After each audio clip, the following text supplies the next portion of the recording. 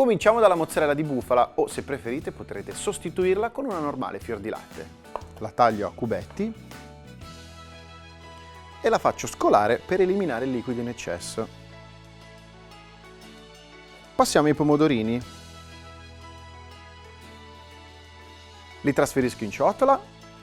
Passiamo alle olive. Sono già denocciolate, mi basterà tagliarle per il lungo. Le aggiungo in ciotola.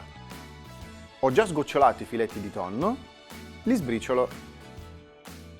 Profumiamo con delle foglie di basilico fresco e teniamo da parte. È arrivato il momento di buttare la pasta. Consiglio vivamente un formato corto. Io ho scelto le farfalle, ma andranno benissimo anche delle penne oppure dei fusilli. Mancano 3 minuti alla cottura delle farfalle, le scolo per bene e le trasferisco in una pirofila. Verso un giro d'olio, do una bella mescolata e lascio intiepidire. Per raffreddare la pasta c'è anche il metodo super veloce, cioè quello di passarla sotto acqua fredda corrente. In questo caso però si potrebbe perdere sapore e sapidità. Unisco al condimento la mozzarella di bufala, la pasta e do una bella grattata di pepe. Mescoliamo per bene.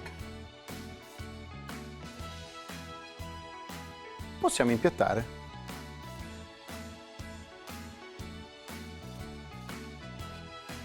E adesso assaggiamo.